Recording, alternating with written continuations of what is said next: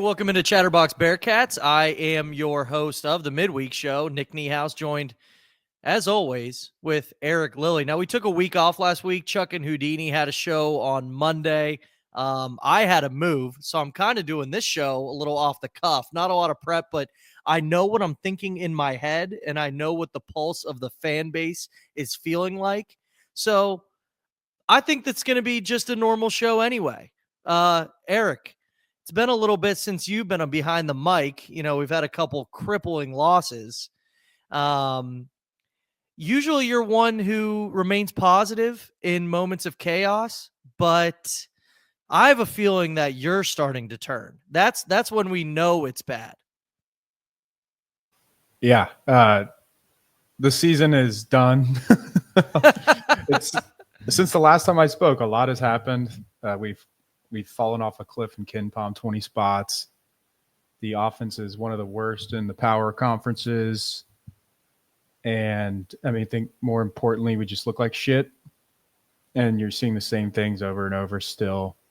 So no reason to think these guys can turn it around. And at this point, I'm just looking for, you know me, I'm not one that's just going to yell fire Wes and fire everybody. And that doesn't do anything for me. So I'm just down the stretch here the last month. We have 5 weeks left. Just going to be watching players, see who changes.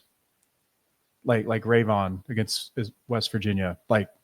Does anybody Day-Day, Jizzle, can someone change how they're playing and show us that they belong here? And we're seeing a lot of questions about who's going to stay, who's going to go, stuff like that. But I don't want to answer those questions yet. I want to see what happens these next 5 weeks and see if anybody wants to stick around here and can play on a different team, a different iteration of Cincinnati next year. So that's what I'll be watching here, but it's over. Well, I know you mentioned it's over. There's still a ton to unpack, and we're going to do that on today's show. We have the poll of the week. We have the mailbag segment. It's going to be an extended mailbag segment because, we'll tie a bow on the West Virginia game. And then at the end of the show, we will talk about UCF, even though the season is over. Lilly still did some prep. So we'll finish with some UCF preview if you care enough. I would suggest just go into the game blind, but I can't believe I just said that because I want you to listen to the whole show. Charlie would kill me if he heard me say that. Anyway, extended mailbag, poll of the week. We're going to get, our thoughts on West Virginia. And then, of course, like I just mentioned, end with UCF. So we'll start off with the West Virginia game. I know you just gave a little, brief summary of your thoughts, but is there anything that stood out to you? You were in attendance, right? I'm sorry. Yeah. It wasn't fun. Pre-game vibes, I was expecting to be a little more down. But when Wes was announced, and you heard a couple people booing, but it was still a lot of clapping. The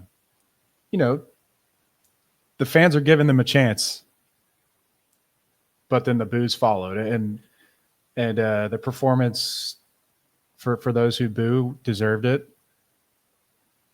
The thing with West Virginia is this was a great barometer for me. All year, KenPom, they've been kind of how we are, bad at, not all year, but since Big 12 play started, bad at offense, really good at defense. They beat really good teams. We haven't. And I think you saw on Sunday why they've beaten good teams and why we haven't. It's their coach's first season there, and his best players, well, I guess you could say second best player since Javon Small's been so good. His son is also really good, but I think he's sitting out with an injury and going to play another year next year with a better team in theory. I just saw a team that made sense and a team that hustled and a team that just had some guys that we don't have. And they're not more talented either. It's just, it works better. And they were mocking us early. You could hear Javon Small yell, "He can't guard me." And we're 2 minutes into the game. It was over then. And Jonathan Powell's a true freshman from Ohio, and he looks great. Stuff he's just wide open. Very frustrating game, draining. But I went into it numb. Like I wasn't going into boo. I don't boo. There's not much you could do to make me boo at a game. But I just went there and I didn't say a word the whole game. I just sat there and watched it. It was pathetic. Oh my goodness. And I tweeted during the game that like Wes needs to change his tone after this game. He has to. And he did. It might be a little too late, but I think he's waiting for a home game maybe to finally turn on his team a little and take the blame fully on himself while also kind of telling us that certain players aren't playing hard enough or performing up to expectations that we demand in Cincinnati. So, yeah, it kind of just – it felt like a turning point, really, to me. And I know a lot of people gave up before this, but – I look at things a little differently. This was one where Utah, I knew it was over, but like this was okay, it's over this season. What what's funny, and you just saying that actually just popped into my mind was it was over in the football season last year, not this season. It was the 23-24 against West Virginia. So West Virginia is just killing our seasons. It's killing me. You mentioned the booing. I wanted to ask you about that. What are your thoughts on booing? Because you said you're not somebody who boos. I have been booing. I'm going to be honest. I've been booing at the Armory Bar, which is where I stand for the games. I boo. Now, the reason I ask is because I had a friend who went to the game on Sunday who said, I'm sick of the booing. Like, we're booing when we miss shots. Like, why are they booing on like, you can't boo on a missed shot. And I agree with him on that. Like, boo after a bad segment or whatever, but like, is there too much booing? And you know what? It's hilarious that this is a topic. Like, this is what we've resorted to. Who saw this coming? I just think it's dumb, pointless. I'm a UC fan and it doesn't help, so I don't do it. But I don't know. It's like, I don't do it at pro sports either. I just don't. It's not going to motivate players. I just don't think that happens. Like last year with Vic, we've seen him make threes and he shot some threes and missed them and people booed him off the court in Houston. That was pathetic. This stuff, when it's like booing the team, booing the coach, I at least like understand it, but like singling out someone is pretty pathetic to me. I would never boo a specific player. And it's happened a couple times, like Vic or Jeremiah Davenport. I know he got booed. I don't think I would ever do that. And I say I boo. Like I booed after the Kansas game. Like I'm not out here booing after missed shots either. I do want to clarify that. Like I think that's a little excessive. And like you said, like what is that going to do? But there's something to be said. Like, gosh, this team's just not living up to expectations. The coach is not living up to expectations. Like, let them hear it. In my opinion. I think they just know. So that's true. Yeah. I mean, Vic would be like one of our better 3-point shooters this year, funnily enough, and we booed him out for shooting threes against Houston when we couldn't get a shot. Like it's, I don't get it, but that's a whole separate topic, though. Well, I want to get to that topic. Do you have anything else on West Virginia? Because that leads into my poll of the week. But I'll give you one last thought on West Virginia in the game on Sunday. No, I'm ready to move on. Okay. Sounds good. So am I. Pathetic game. Well, this is the poll of the week is kind of encompassing on kind of the season as a whole and, what the issues are for this Bearcat team. And I had some comments like, well, these are both issues. Can we, vote all of the above? And the answer, as always, is no, you cannot. You cannot have both answers. No, that's why I put a poll out. So quit asking. Anyway, I said, what is the biggest issue for Cincinnati? In-game coaching / scheme or roster construction / talent? I want to preface this, Lily.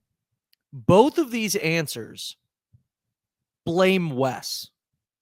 Right, so this isn't a Wes or the players poll. I already actually I think that was the first poll I put out like 2 months ago was who's at fault, the players or Wes. I would say this is both Wes, but is it his in-game coaching or the scheme, or is it the roster construction and the talent?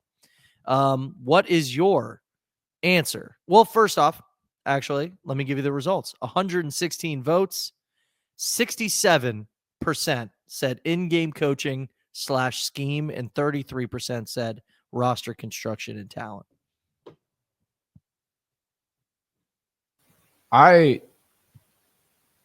This is a good one because it is obviously both, but I'm going to say roster construction might anger some people. But again, Wes made the roster, and I've written articles about how, like before last season, I wrote an article on how the roster didn't make much sense to me. The Twin Tower thing with Vic, Aziz, Jamil, Odie, it just felt like you were going to end up with a huge problem offensively because of that. Spacing wise, the only way to make stuff like that work is if you just have a unicorn 6'11" guy at the 4 that can shoot threes and rebound. And none of those guys were that, obviously. And going into this season, we were all wrong. And I don't think it's a competition, right, amongst fans to see like who's right. But like, we were all wrong. National media was wrong. Wes was wrong. Our coaches are wrong. And using hindsight, I think we can now see that he kind of did the same thing. And what I mean by that is I think our biggest problem right now is that we're playing.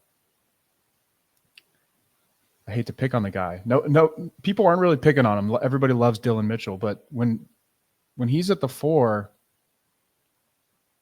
he's just not being guarded at the 3-point line. And he's made a couple. He's made 6, which is 6 more than he's ever made.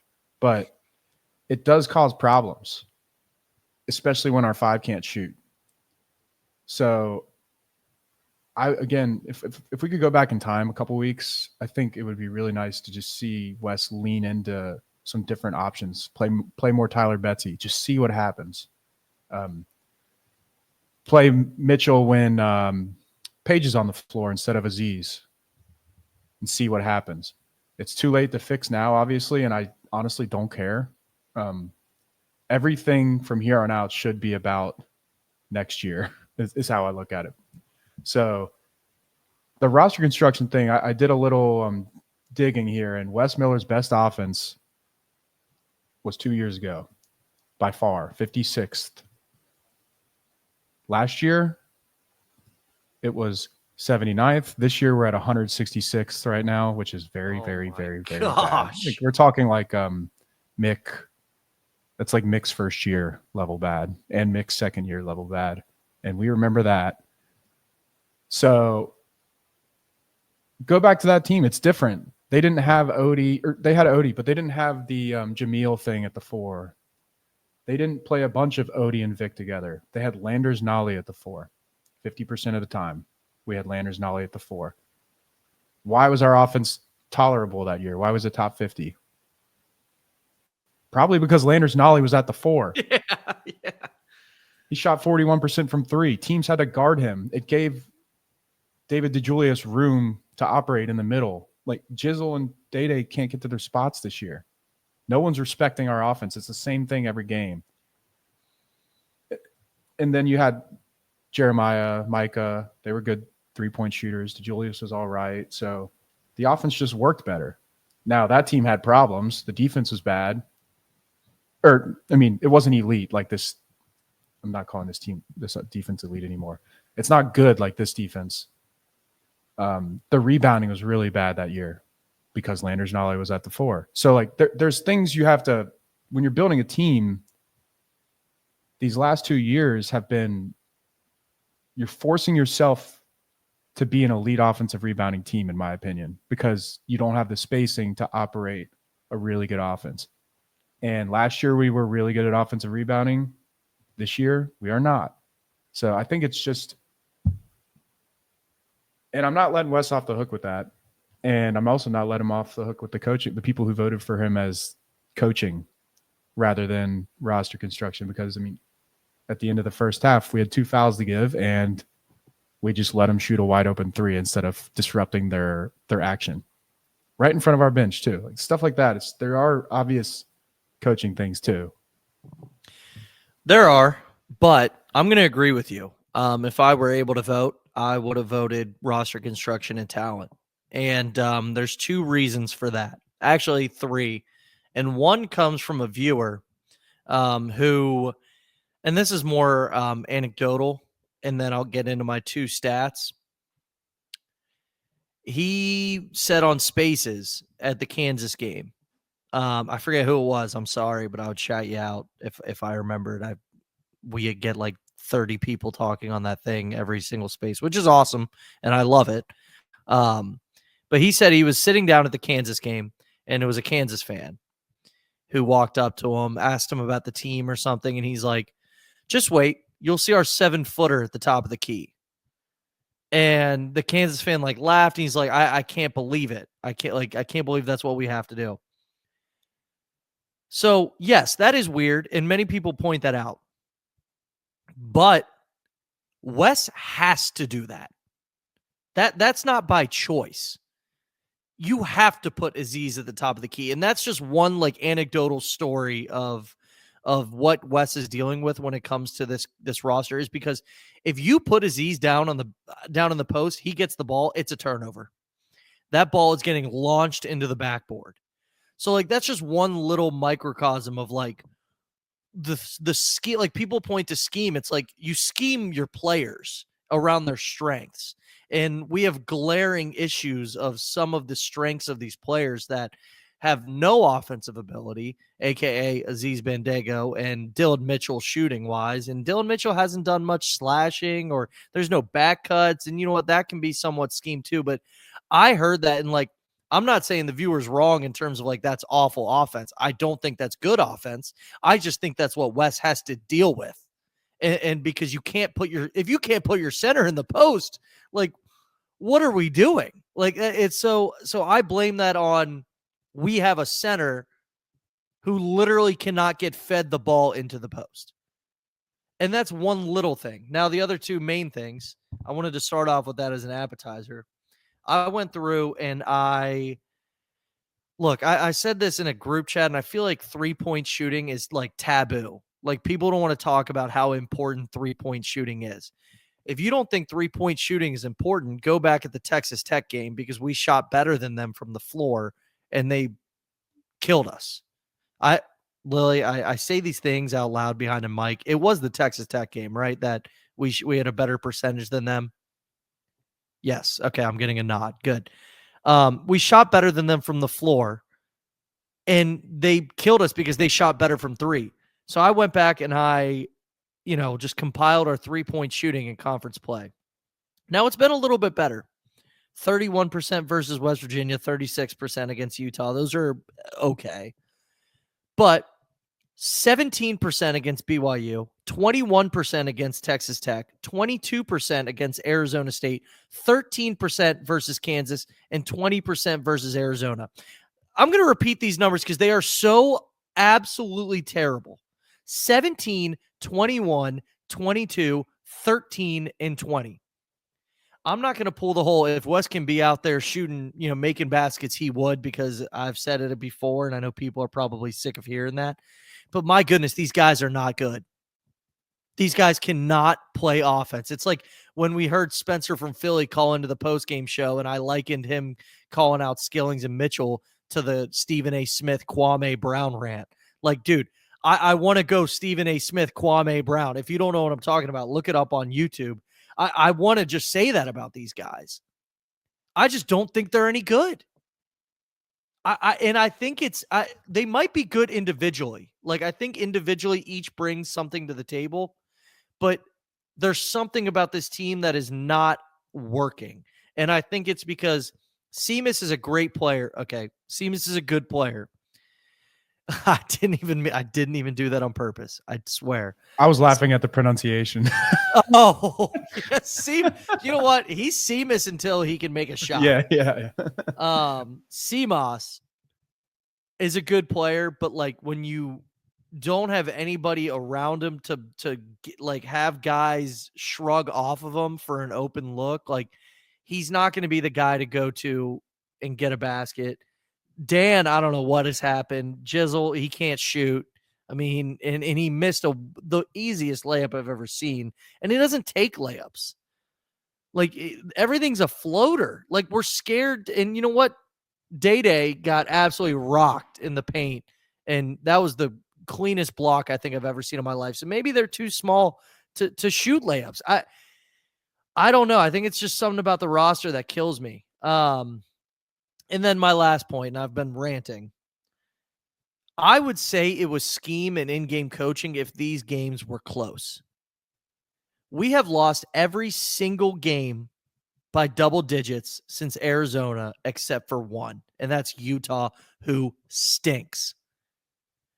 So, I mean, if you just keep losing, if you just keep getting blown out, like, I don't know. I feel like it's just the roster stinks. Yeah, it's the blowouts are a red flag right now.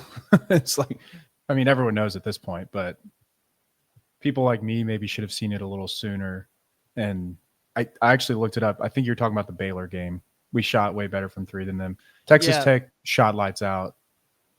I didn't correct you because that was the one game I didn't watch live. Oh, okay. Let me. I'm gonna pull it up. I'm pretty sure we beat them from the floor, or maybe it was. Oh yeah. 3-point no, but floor, yeah.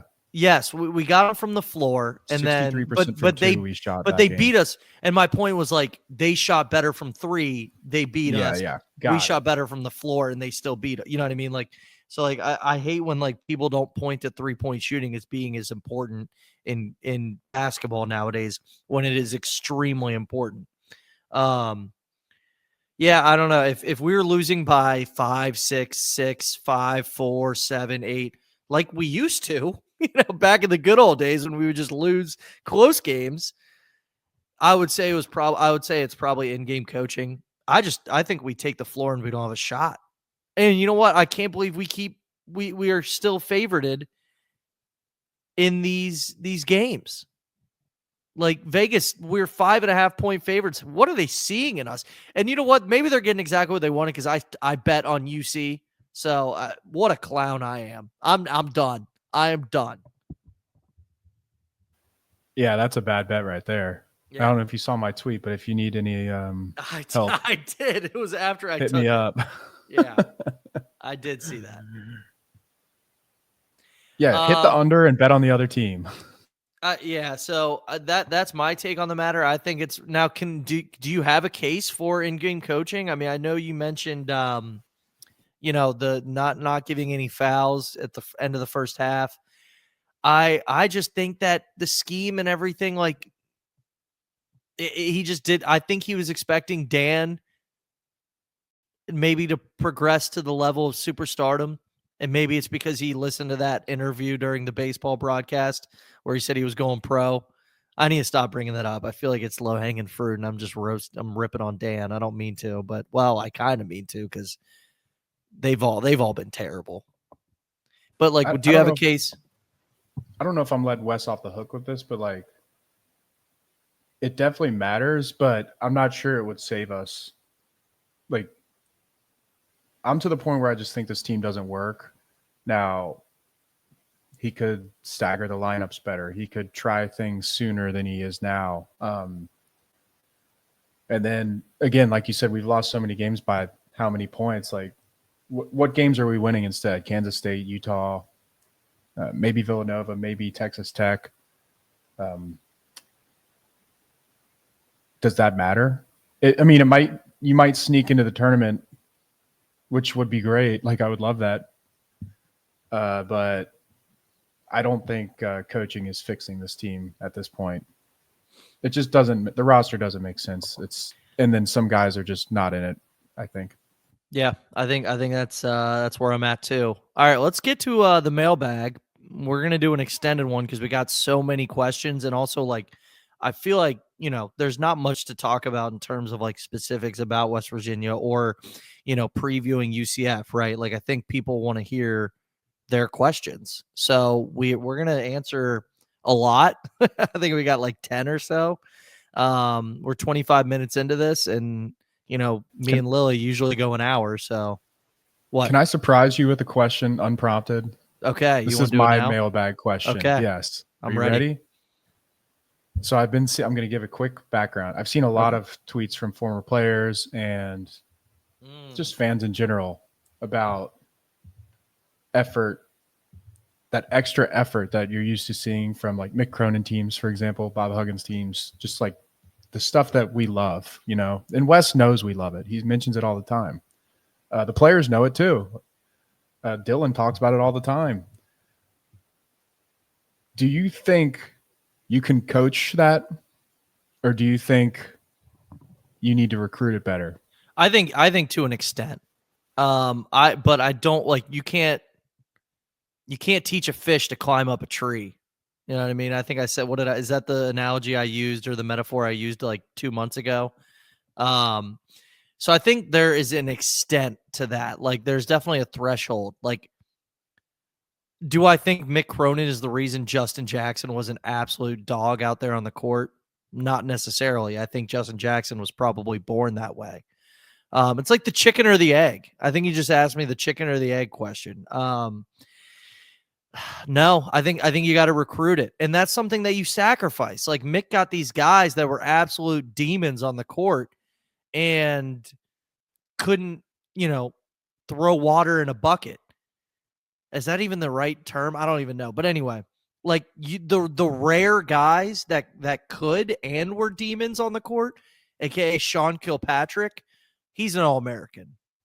So that's the issue with recruiting is like we wanted Brandon to come in. We wanted Wes to come in and get these offensive-minded players, these guys who play fast, who can shoot the ball. Now, it's funny looking back. None of these guys can shoot the ball. But we get excited with the stars, beside the name, and we get excited when we see their tape and they possess the offensive ability. But then we forget that, sometimes those guys aren't dogs. Like Justin Jackson, can you find a high school tape of Justin Jackson? And guess what? He's a way better player than anybody on our roster right now. So no, it's definitely recruiting. What do you think?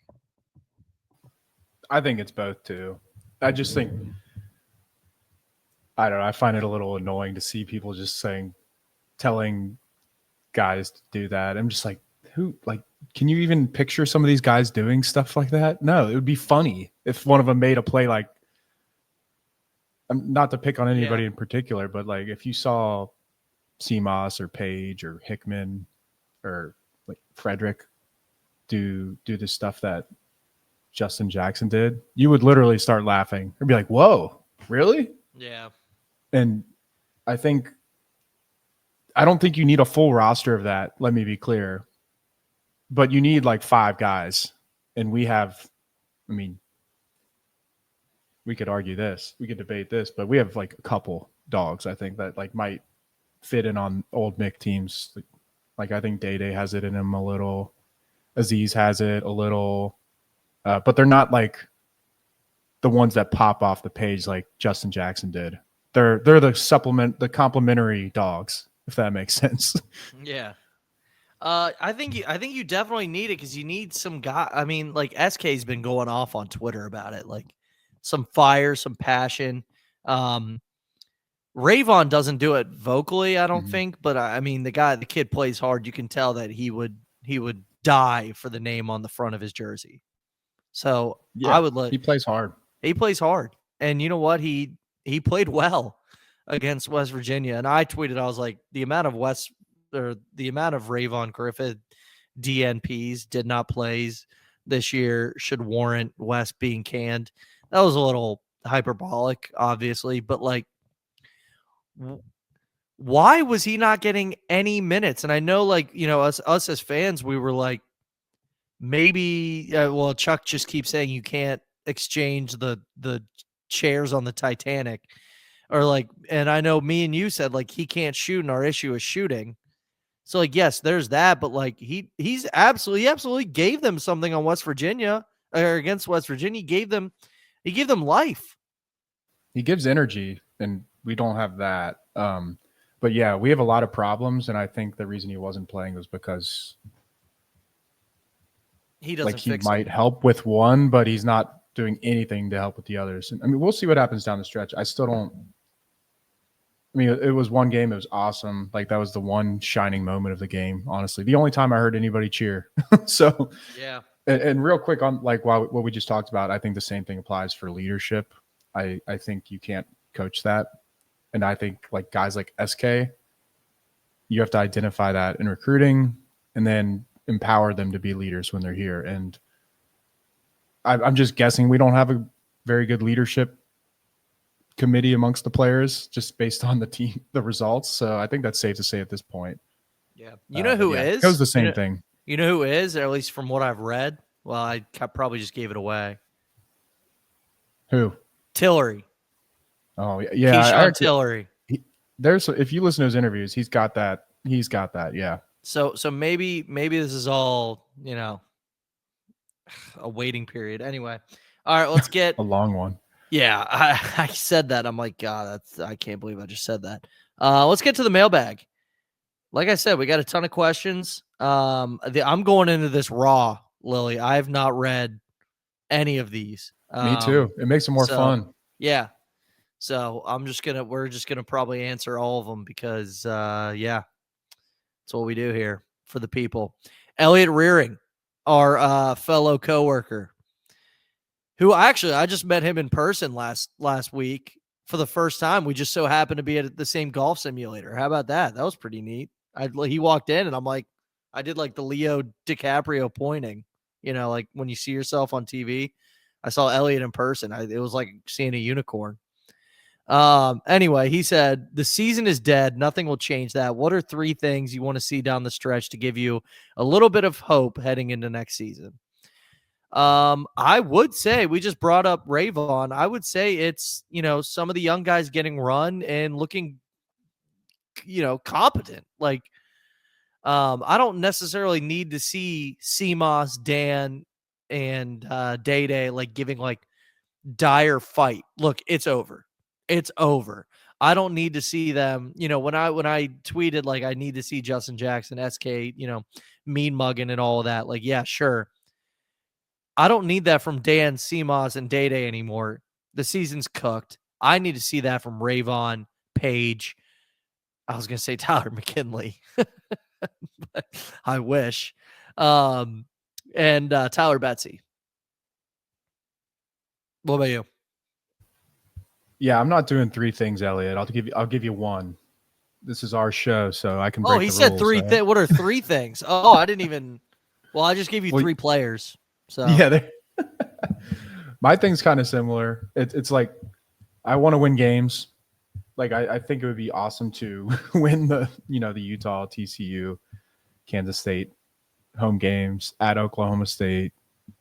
I mean, we're not beating good teams. I've given up on that. So the one thing I want to see is from coaching to players, just a full-blown a rotation that is 100% about who wants to be here. Because the way I look at it is Wes is getting another year, and this month has to be used finding out who wants to be here. Because this offseason, if you want to make the tournament next year, it's possible. I know a lot of people are saying it's dead, it's over, blah, blah, program's dead, but it's possible to build a much better roster with similar NIL just by getting better fits. And if guys emerge and play hard, like Rayvon did, if anybody, like any of these top 6 guys, just show that they really want to be here and they still have eligibility, I want them back, But I don't know right now. I need clarity. And that one thing I need this last month is like players showing to me, I want it to be obvious who I want to stay in Cincinnati. And right now, if you ask me, like who will I lose sleep over if they left? The answer is no one. And I need that to change in this last month. I think that last sentence encompasses it all. Bearcat Nut asked 6 questions, but maybe we'll rapid fire this. Let's get into it. Is the Dan Skilling situation the same as the Vic Locken situation from last year? Is it a bigger coaching issue instead of a player issue, or is the player to blame? I would say they're not the same. Vic got booed off the floor, and that probably killed his confidence, his drive to want to play for these fans. I don't know if it's a coaching issue, or I think it's probably. Do you think it's? Look, Vic. It seemed like Vic quit. He was sick too, right? Wasn't he sick? Yeah, I think it was just one of those years plus everything you just said. Like he was hurt a little, sick. And remember, the war was happening, and he's like here by himself, and he's a college kid. Like that guy didn't need any more stress, and he gets booed off the court. Like, I think it's different. Yeah, I think it's different. And for Dan specifically, that's someone I want to see change in the next month. A lot of people are counting it out. I'm totally open to see what happens, but that's the biggest one that needs to change, in my opinion. Who do you trust more to lead the respective UC programs, Satterfield or Wes? Currently, I've been a Satterfield optimist, but it could be a recency bias of Wes being terrible. This is a quick answer for me. I'm going to say Wes simply because I just don't think our football program will ever. We've talked about this ad nauseum. Not nauseum. Gosh, it's not even a word. Not nausea. Whatever. You guys know what I'm talking about. That was word vomit right there. I don't even know what you guys know what I'm about to say. I just football will never compete for a national championship. So, and I hate saying that. That sounds awful, but if you truly think whatever. So I whatever basketball coach is I will always believe in them more. Which sucks to say, but that's my truthful answer. This is a tough one. This reminds me of a Discord question on Truly Donovan's Discord, a hypothetical, which, I hate hypotheticals. I like to deal with facts. But the hypothetical was, if you're spending someone else's money and you have to fire one of Cunningham, Miller, Satterfield, which one would you do? And I feel like this is kind of similar, but it has the Cunningham element, the hypothetical. And so basically, that question asked me is, who do I believe in to get each respective program to where I think they should be?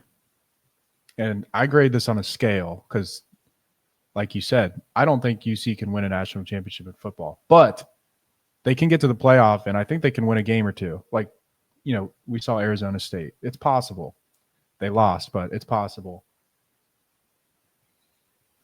I also don't think Satterfield gets enough, his career. I see tons of UC fans say he's just the worst coach ever and he doesn't have a good resume, blah, blah. What he did at App State was impressive, and I cut him a little slack at Louisville because, which, again, this is his fault. He got caught interviewing and lost all the support he had with donors. He wasn't getting support. And they still won 7 games, 6 games, 8 games, 4, whatever. It wasn't a disaster. I think Satterfield knows how to build a sustainable program that can win games and maybe have a year where he makes the playoff. I believe that. I don't know if Wes can at the Big 12 level. If you asked me a month ago? Yeah, a month ago, my answer would have been the exact opposite with 100% confidence. That's how crazy this stuff is. It changes so fast. But maybe Wes is just a mid-major coach. He's trying hard. He wants it bad. He understands our program DNA. He's done great uniting our former players. You're seeing more engagement amongst former players. Guys are showing up to games more. He's doing a lot of things right, and I think he gets it. But right now, I'm not convinced. Look, and I know this question didn't ask who do you think can win a national championship, so maybe I answered that poorly. And you know what's funny is you bringing up that hypothetical question. If you had unlimited money, who would you fire? You know what's funny is my answer would be Wes. You know what I mean? Like, even though I just answered that I trust Wes to lead the program more, I think I would fire him first. Because you like basketball that much more, right? Same answer. Yes, yeah, exactly. But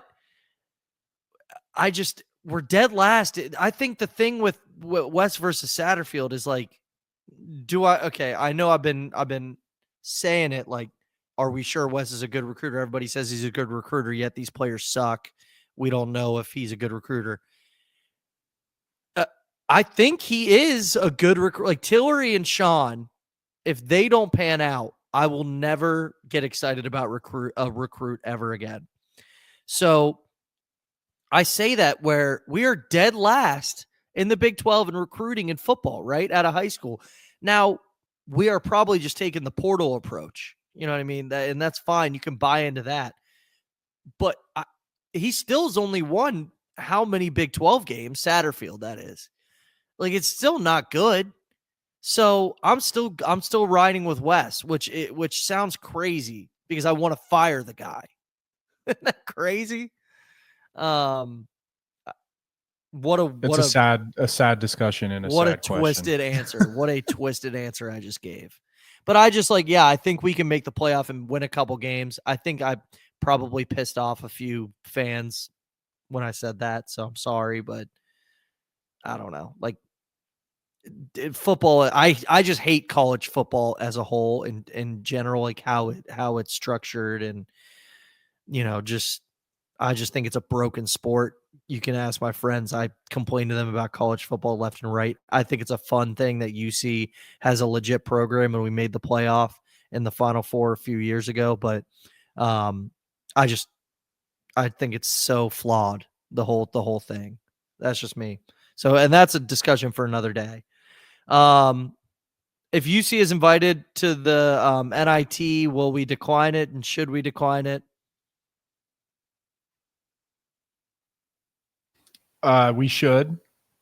Oh, that is not where I thought you were going with that. We should decline it. Yeah.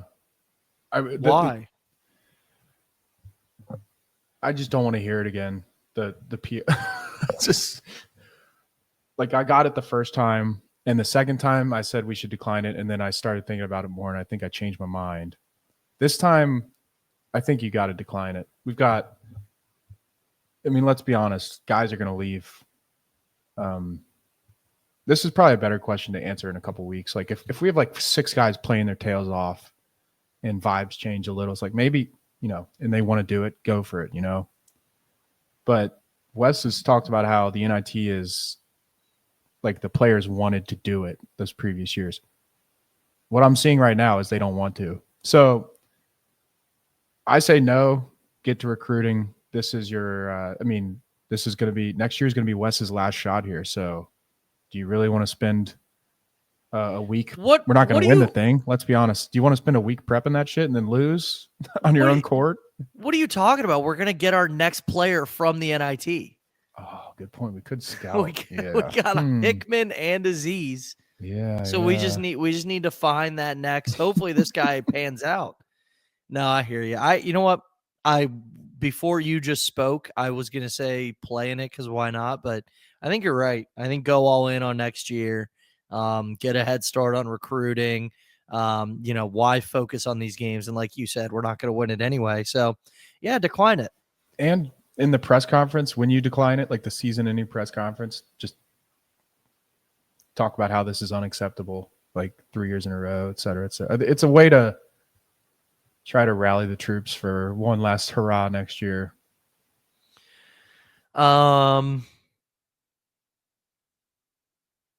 What's this is still from Bearcat Nut. I want to let you guys know this is the last question I'm answering from him. But thank you for the questions. These have all been great so far. We should have timestamped this as like the Bearcat Nut. You said nut mailbag like these 10 minutes right here. Yeah. By him. What's been the most frustrating aspect of the season? Rebounding, lack of shot making, lack of consistent defense, turnovers, effort, toughness, or other? To me, it's lack of shot making. It's literally so painful to watch a game, and I'm going to end that answer there. It's just hard to watch us. We're literally hard to watch. The answer is yes. Yeah, right. Everything. Okay. Moving on. Cord 741. Can this team get to 6 wins in the conference? Which games do you feel are winnable for the Bearcats, if any? Utah at home. I think I listed them. The only winnable ones. It's what possible. Were they? Utah at home, TCU at home. So there's 4 wins. Kansas State at home. 5. Oklahoma State away. All those teams are still lower than us in KenPom. So those are. I would say, can this team get to 6 wins? I would say that's the ceiling. I think 6 is the ceiling at this point. Jesus and Christ. Kansas State, that's so bad, dude. It's so bad. Oh, it's so bad. Like, can you believe what we're saying right now? This is so awful. Kansas State just whooped Iowa State's ass. So I don't even know if we can beat them. We already lost to them back when we were rolling a little bit. All right. Quadri Moore, the Quadri Moore burner. Top 3 coaches that could realistically replace Wes and would be a good fit at UC. Who would you keep this year to next if Wes keeps his job? God forbid. Well, he's keeping his job. God forbid. Because, I mean, it's $10 million. Unless Quadri Moore wants to dip into Quadri wants access to my big board, my coaching hot board. I've got one. Oh.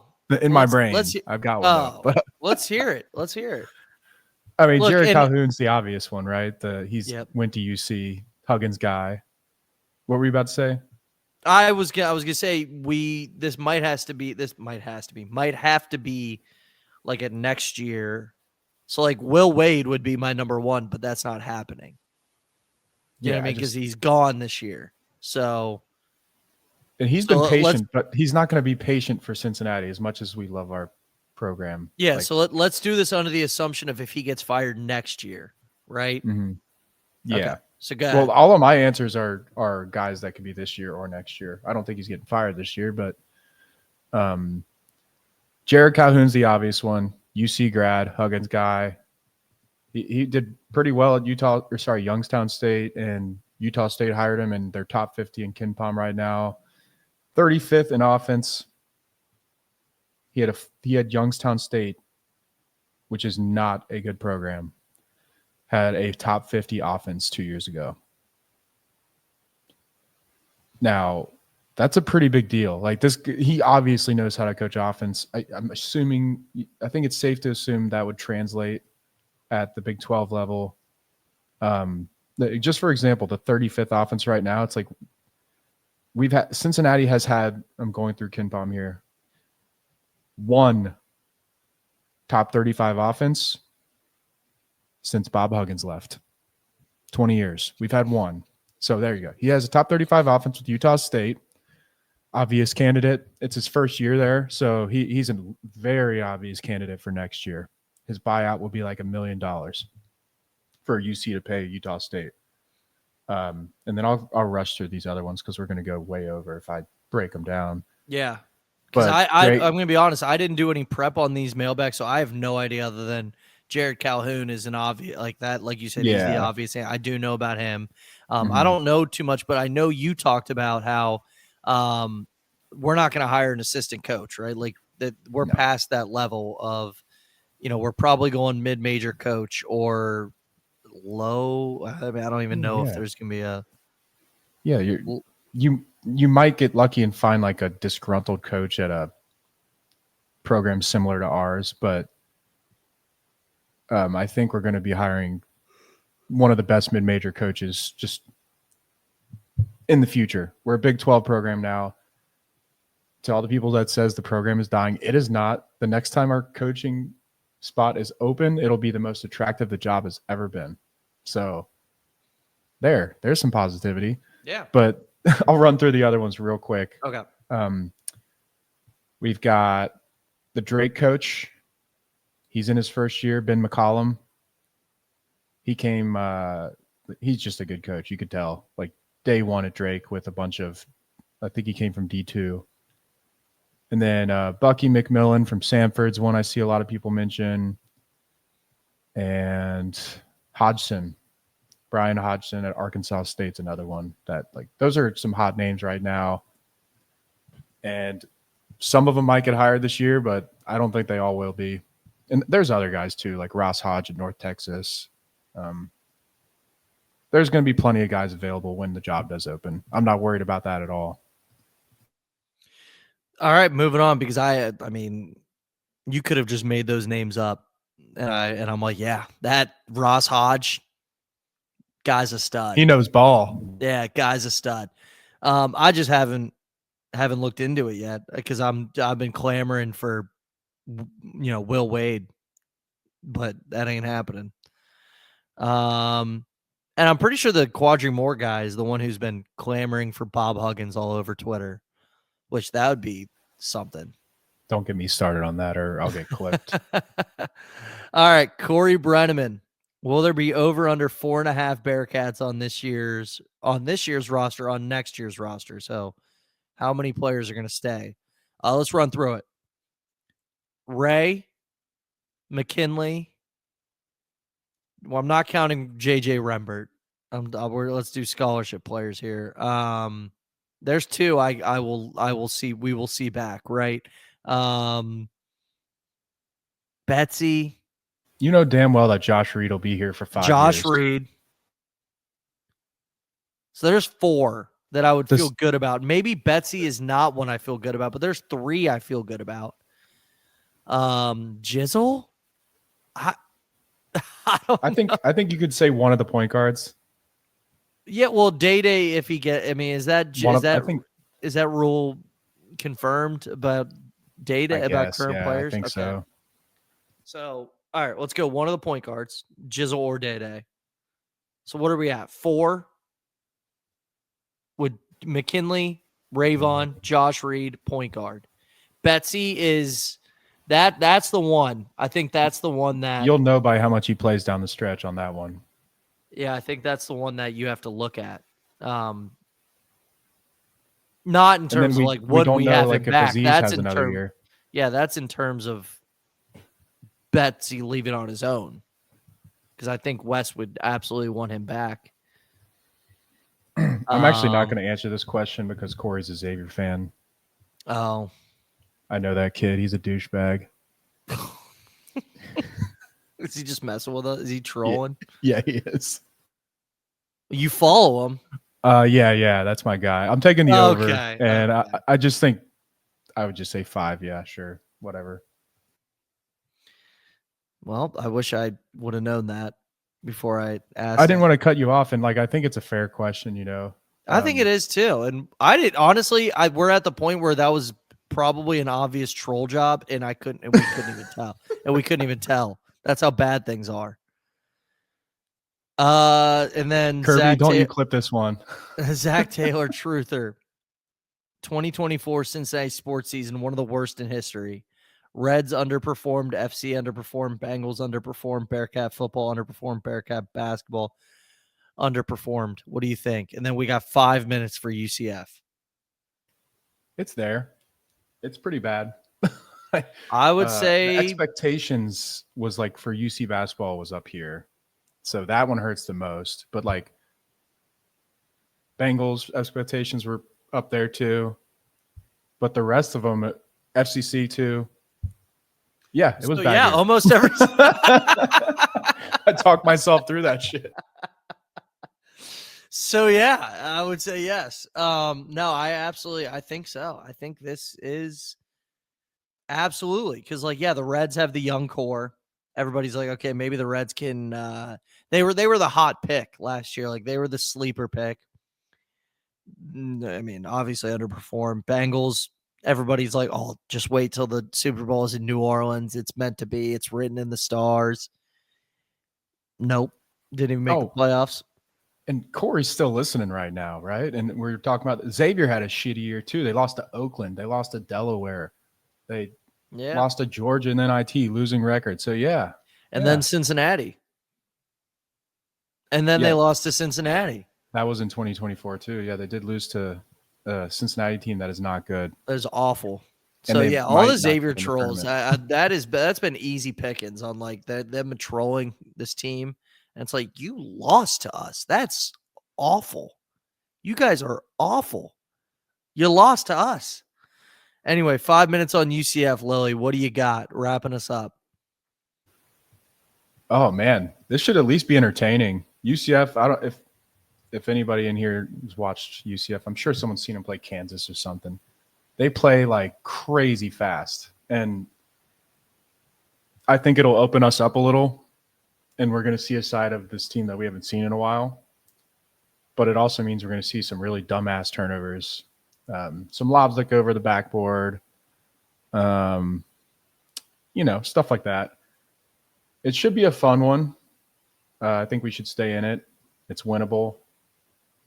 But they play fast, and their offense is pretty damn good. I just don't know if I trust our defense is still pretty high on KenPom, but I'm not buying it at this point. I think it seems like teams kind of like Utah was just getting clean looks against us, and their offense is just as bad as ours. Like, to me, that's when I was like, okay, this shit's over, was during that Utah game when they're just getting layups. Here we go, talking the past again. But yeah, they get to the line a lot. They've got some dynamic guards. Keyshawn Hall's, like, if we had that guy at the 4, like, this is like a not Landers Nolly, but kinda type guy. Like, that would be awesome if we could get Keyshawn Hall. He'll have another year of eligibility, by the way. Maybe we can pull something like that off. But those games at UCF are usually just ugly. Like, we have it in our brain that it's going to be ugly. But I think it'll be so fast that we'll see points. Honestly, this might be the last time we score 70 points all year. So that's my – yeah, make sure you guys watch this game. It's going to be fun. Yeah.